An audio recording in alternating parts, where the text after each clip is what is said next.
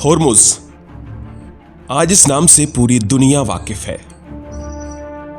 पिछले कुछ समय से इस संकरे समुद्री रास्ते पर हजारों तेल टैंकर और मालवाहक जहाज या तो रुके हुए हैं या अपनी बारी का इंतजार कर रहे हैं। वजह है क्षेत्र में बढ़ता तनाव, जिसने दुनिया की सबसे अहम समुद्री व्यापार लाइनों में से एक को प्रभावित कर दिया है। लेकिन वैज्ञानिकों की चिंता सिर्फ व्यापार या तेल की सप्लाई नहीं है, बल्कि दुनिया के लिए एक नए अदृश्य खतरे की आशंका है। होर्मुज जल डमरू मध्य केवल लगभग 33 किलोमीटर चौड़ा एक समुद्री रास्ता, लेकिन महत्व इतना बड़ा कि दुनिया के समुद्री तेल व्यापार का लगभग 5वां हिस्सा यहीं से गुजरता है। फारस की खाड़ी के देशों से निकलने वाला अधिकांश कच्चा तेल इसी रास्ते से एशिया, यूरोप और दुनिया के दूसरे हिस्सों तक पहुंचता है। इसलिए जब भी इस क्षेत्र में तनाव बढ़ता है तो पूरी दुनिया की नजर इस संकरे जलमार्ग पर टिक जाती है। हाल के महीनों में क्षेत्रीय तनाव और सुरक्षा संबंधी चिंताओं के कारण बड़ी संख्या में जहाजों को अपनी यात्रा धीमी करनी पड़ी या फिर लंबे समय तक लंगर डालकर इंतजार करना पड़ा। लेकिन सवाल यह है कि समुद्र में खड़े रहने से कोई जहाज पर्यावरण के लिए खतरा कैसे बन सकता है? इस सवाल का जवाब जहाज के इंजन में नहीं, बल्कि उसके नीचे छुपा हुआ है।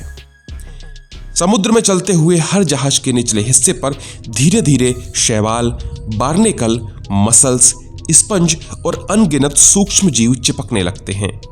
इस प्रक्रिया को वैज्ञानिक बायोफाउलिंग कहते हैं। अगर जहाज लगातार चलता रहे तो इनमें से कुछ जीव हट जाते हैं, लेकिन जब वही जहाज कई दिनों या हफ्तों तक लगभग स्थिर रहता है तो इन जीवों को बढ़ने और नई कॉलोनी बनाने का अधिक समय मिल जाता है। और कहानी इतने में ही खत्म नहीं होती। हर बड़ा जहाज अपने संतुलन के लिए समुद्र का पानी विशाल टैंकों में भरता है। इसे बैलास्ट वाटर कहा जाता है। लेकिन यह सिर्फ पानी नहीं होता, इसके साथ लाखों सूक्ष्म जीव, पौधों के बीज, मछलियों के अंडे और लार्वा भी जहाज के अंदर चले जाते हैं। जब जहाज हजारों किलोमीटर दूर किसी दूसरे देश के बंदरगाह पर पहुंचकर यही पानी बाहर निकालता है तो ये जीव भी एक बिल्कुल नई दुनिया में पहुंच जाते हैं। अगर वहां उनका कोई प्राकृतिक दुश्मन न हो तो वो तेजी से फैल सकते हैं। और यहीं से शुरू होती है एक ऐसी समस्या जिसने पहले भी कई देशों को भारी नुकसान पहुंचाया है। साल 1988 उत्तरी अमेरिका की विशाल ग्रेट लेक्स।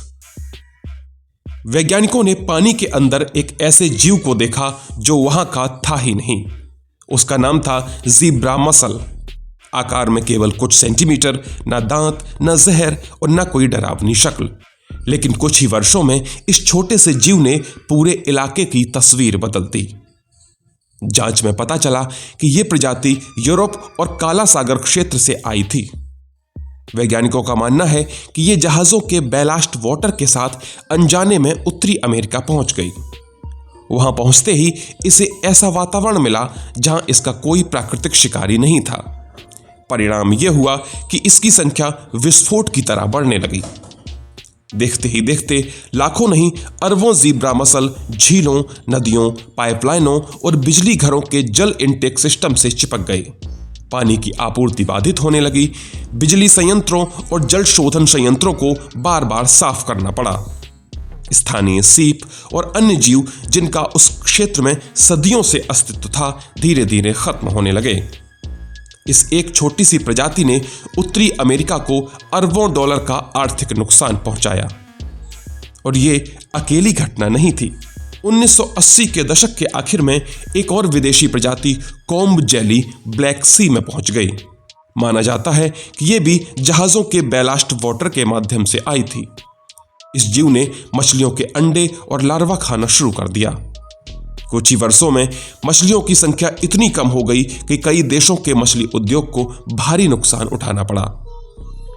वैज्ञानिक आज भी इसे समुद्री पारिस्थितिकी तंत्र में विदेशी प्रजातियों के सबसे बड़े एग्जाम्पल्स में गिनते हैं। यही वजह है कि आज दुनिया जहाजों को केवल व्यापार का साधन नहीं मानती, वो अनजाने में जीवित प्रजातियों के वाहक भी बन सकते हैं। लेकिन क्या इसका मतलब यह है कि हॉर्मुज में रुके लगभग 1500 से ऊपर जहाज निश्चित रूप से दुनिया भर में नई प्रजातियां फैला देंगे? तो इसका जवाब सीधा सीधा नहीं दिया जा सकता। वैज्ञानिक ये नहीं कह रहे हैं कि पर्यावरणीय आपदा तय है। वो सिर्फ ये कह रहे हैं कि जो परिस्थितियां बन रही हैं उनसे जोखिम बढ़ सकता है। अगर लंबे समय तक रुके जहाज बिना उचित सफाई और बैलास्ट वाटर प्रबंधन के दुनिया के अलग अलग बंदरगाहों तक जाते हैं तो विदेशी प्रजातियों के फैलने की संभावना सामान्य से अधिक हो सकती है। यानी ये एक संभावित खतरा है, कोई घोषित आपदा नहीं। इसी संभावना को देखते हुए अंतर्राष्ट्रीय समुद्री संगठन यानी IMO ने वर्षों पहले सख्त नियम बनाए थे। आज बड़े जहाजों के लिए बैलास्ट वाटर को विशेष तरीकों से उपचारित करना अनिवार्य किया गया है ताकि जीवित सूक्ष्मजीव दूसरे देशों के समुद्रों में न पहुंचे। साथ ही जहाजों के निचले हिस्से की नियमित सफाई भी जरूरी मानी जाती है ताकि उन पर चिपकी विदेशी प्रजातियां नई जगहों तक न पहुंचें। लेकिन सवाल अभी भी बाकी है। अगर नियम पहले से मौजूद हैं तो वैज्ञानिक आज इतने चिंतित क्यों हैं? चूंकि समुद्र में हर नियम का पालन हर समय और हर परिस्थिति में एक जैसा नहीं हो पाता और इस समय परिस्थितियां ठीक नहीं हैं। जब हजारों जहाज एक साथ असामान्य परिस्थितियों में लंबे समय तक रुके रहें तो वैज्ञानिकों के लिए एक ऐसा प्राकृतिक प्रयोग बन जाता है जिसे वो नजरअंदाज नहीं कर सकते। हॉर्मुज जलडमरू मध्य में अगर कोई जहाज रुकता है तो उसका असर सिर्फ मध्य पूर्व तक सीमित नहीं रहता। यही रास्ता सऊदी अरब, इराक, कुवैत, कतर, संयुक्त अरब अमीरात और ईरान जैसे देशों के तेल निर्यात की जीवन रेखा है। दुनिया के कई देशों की फैक्ट्रियां, बिजली घर और परिवहन व्यवस्था इसी तेल पर निर्भर है। इसलिए यहां होने वाली हर हलचल पूरी दुनिया की अर्थव्यवस्था को प्रभावित करती है। लेकिन पर्यावरण के लिए सबसे बड़ा सबक कुछ और ही है। समुद्र की कोई सीमा नहीं होती, पर इंसानों ने देशों की सीमाएं खींच दी हैं। पर समुद्री जीव पासपोर्ट लेकर यात्रा नहीं करते।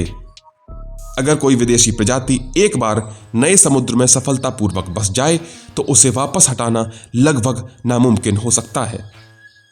इसलिए वैज्ञानिक हमेशा कहते हैं कि रोकथाम इलाज से कहीं आसान है। एक छोटा सा लार्वा जो इंसानी आंख से भी मुश्किल से दिखाई देता है, हजारों किलोमीटर की यात्रा करके पूरे पारिस्थितिकी तंत्र को बदल सकता है। यह किसी विज्ञान कथा की तरह नहीं है, बल्कि इतिहास में कई बार दर्ज हो चुकी वास्तविकता है। हम अक्सर सोचते हैं कि दुनिया को बदलने के लिए युद्ध, भूकंप या सुनामी जैसी विशाल घटनाएं चाहिए, लेकिन कभी कभी बदलाव की शुरुआत एक ऐसी चीज से होती है जिसे हम देख भी नहीं सकते। समुद्र की एक बूंद और उसमें तैरता एक सूक्ष्म जीव, कभी कभी बस इतना ही काफी होता है इतिहास बदलने के लिए। क्योंकि हर संकट शोर मचाकर नहीं आता, कुछ संकट चुपचाप दुनिया बदल देते हैं।